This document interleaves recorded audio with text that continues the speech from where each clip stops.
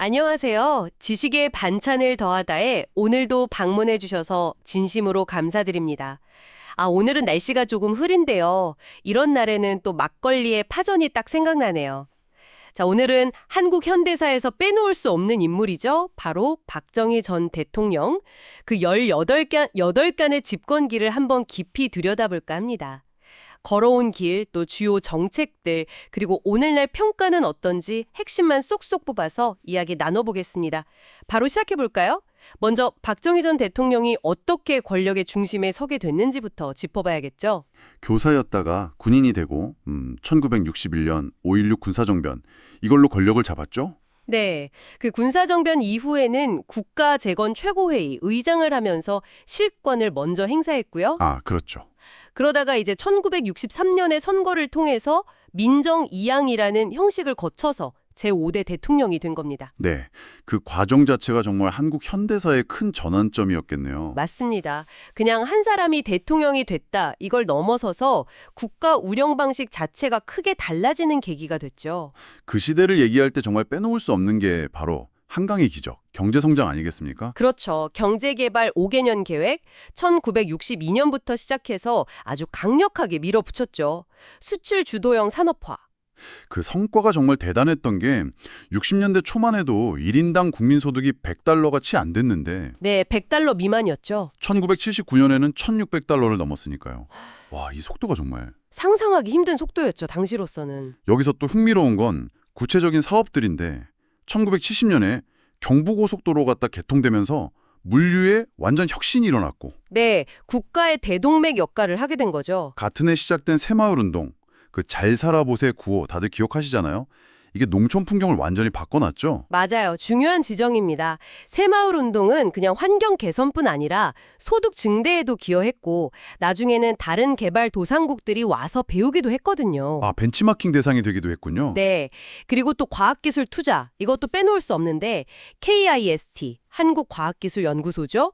그리고 KIST, 한국과학원 이런 걸 설립해서 미래 성장 동력의 기초를 닦았다는 점. 그 부분도 중요하네요. 네. 그리고 70년대 중후반에는 포항제철 같은 중화학공업 육성에도 집중하면서 산업 구조 자체를 바꾸는 그런 계기를 마련했고요. 사실 이런 정책들은 다 국가가 아주 강력하게 주도하는 개발 드라이브 이런 큰 틀 안에서 봐야 합니다. 네네. 당시 외교 정책들도 보면요. 예를 들어 한미동맹 강화, 베트남 파병 결정, 또 논란이 많았지만 1965년에 한일 국교 정상화 이런 것들도 결국은 경제발전이라는 목표와 다 연결되어 있었던 거죠. 그렇군요.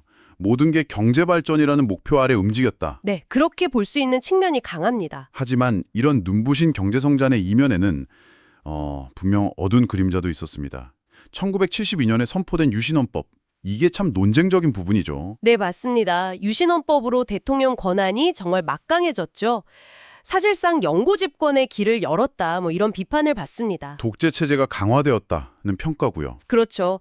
유신체제 하에서는 긴급 조치 같은 걸로 헌법 자체를 비판하는 것조차 금지됐으니까요.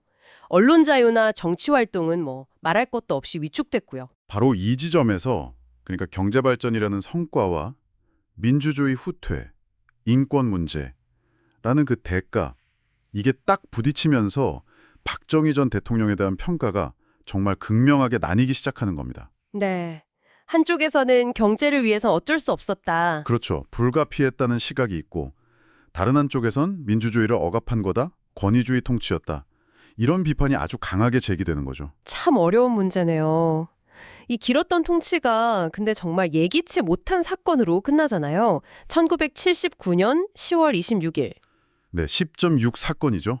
중앙정보부장 김재규에게 피살당한 사건. 이 사건으로 갑자기 막을 내리게 되는데 네, 한국 사회 전체에 엄청난 충격을 줬고요. 그 이후에 최규하 과도 정부를 거쳐서 또 전두환 신군부가 등장하면서 역사가 또 다른 격동기로 접어들게 됩니다. 그렇군요. 결국 박정희 전 대통령은 뭐랄까 대한민국의 산업화 기틀을 닦은 강력한 지도자 이런 평가가 있는 동시에 민주주의를 억압하고 인권을 탄압한 권위주의 통치자라는 비판에서도 자유로울 수 없는 아주 복합적인 유산을 남긴 인물로 역사에 기록되어 있습니다. 그렇다면 이 모든 이야기를 통해서 우리가 생각해 볼 지점은 뭘까요? 오늘 저희는 박정희 전 대통령 시대의 빛과 그림자, 그러니까 압축적인 경제성장이라는 그 성과와 권위주의 통치라는 그늘, 이 양면을 함께 들여다봤습니다. 네.